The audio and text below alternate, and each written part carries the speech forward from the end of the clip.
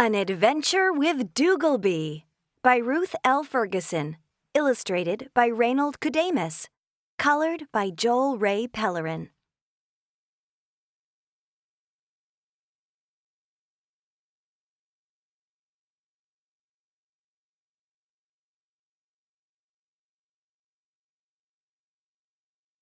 For Joanne and Michelle.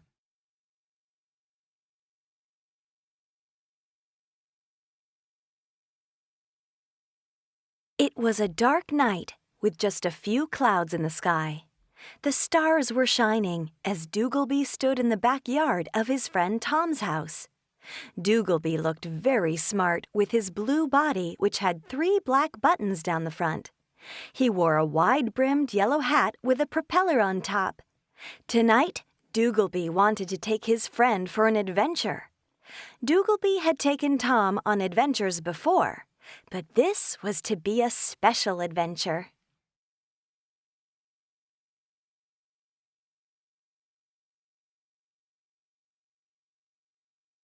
Doogleby flew up to Tom's bedroom window and tapped 3 times. Tap, tap, tap. Tom sat up in bed and listened. There it was again. Tap, tap, tap. Doogleby, is that you? Tom ran to the open window where his little friend stood. "Want to come for a ride?" Doogleby asked in his high-pitched voice as he hopped into the room through the window.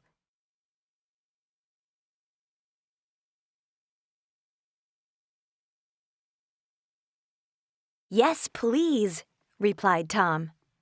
Doogleby held out his hand, which had only 3 fingers, and took hold of Tom's hand.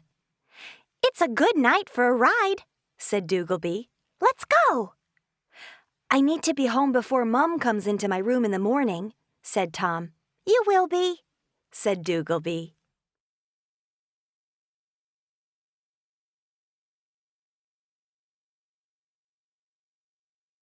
Doogleby pushed his top black button to turn on the propeller which was on top of his hat, and off they went into the night sky. "The stars are so bright," said Tom, his red pajamas billowing out like a balloon as they flew over the housetops. Tom could see the lights of home getting smaller and smaller until he couldn't see them anymore. Tom was excited to be out with Doogleby.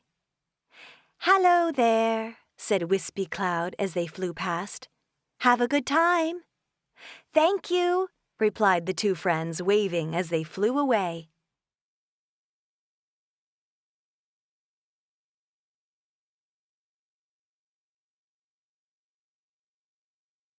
"Can we do some tricks, please?"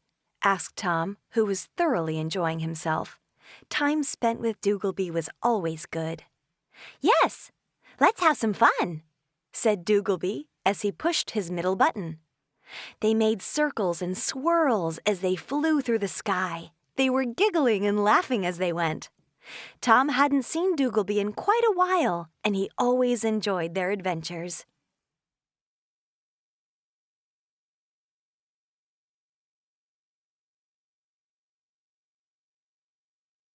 "Hello," they called to the man in the moon as they circled around him.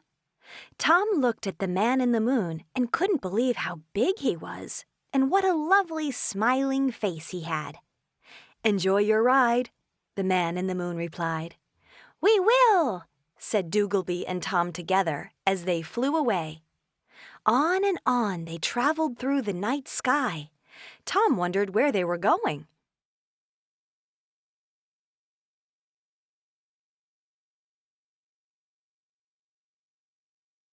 "Look at all the stars," said Tom. "I love the way they twinkle all the time.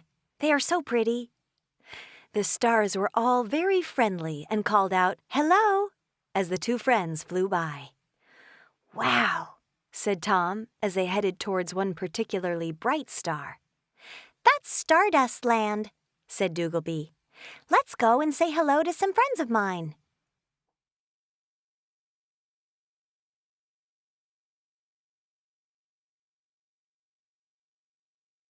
Circling around the star, Doogleby pushed his bottom button, causing them to slow down. A spray of stardust rose as they landed. Doogleby smiled as he watched Tom, for his eyes were wide and his mouth open as he looked around. Tom couldn't believe all the different twinkling colors: red, orange, green, silver, and gold. There was stardust everywhere. Tom had never seen anything like it before.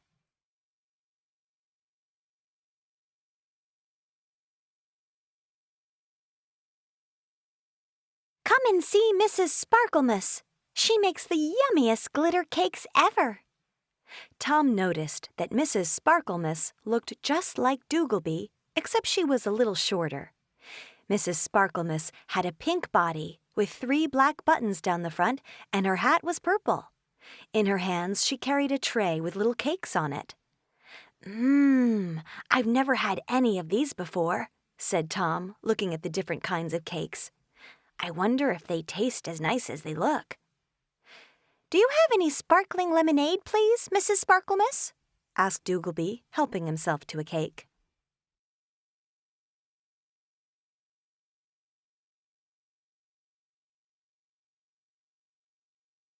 When they had finished eating cakes and drinking sparkling lemonade, Doogleby called, "Come over here, Tom. Let's go and meet some of my other friends." "Do we have time? Remember, I must be home when Mum comes in before breakfast," Tom reminded Doogleby. "We will be," he said as he led the way between the small houses. The houses seemed small, but then Tom was much taller than Doogleby and his friends.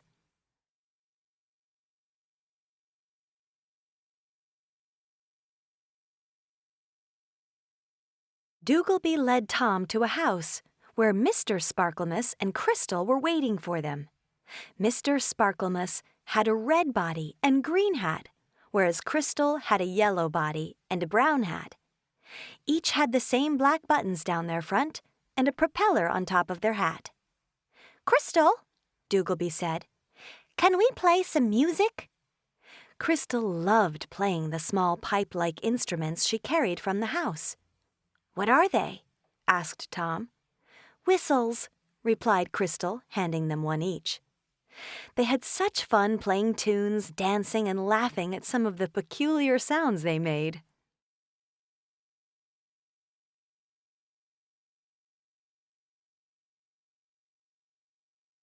After a while, Doogleby said, "It's time to go home now, Tom." Tom was sad to leave his new friends, but he knew he had to get back home. Taking Tom's hand, Doogleby pushed his top button. Nothing happened.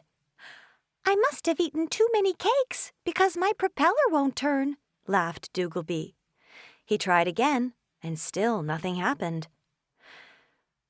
"But we have to get home, Doogleby. What will Mum say if I'm not there?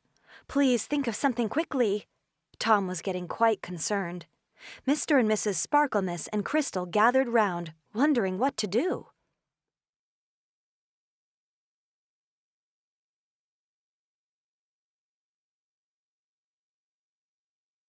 Crystal suddenly had an idea. She bent down and picked up a handful of stardust and sprayed it all over Doogleby and Tom. "Try again," she called. Doogleby and Tom held hands once again, and Doogleby pushed his top button. The propeller started to turn, and everyone let out a sigh of relief. "Goodbye, and thank you for letting me play and have such fun with you," shouted Tom as they rose from the ground. "Come back soon," Crystal shouted back.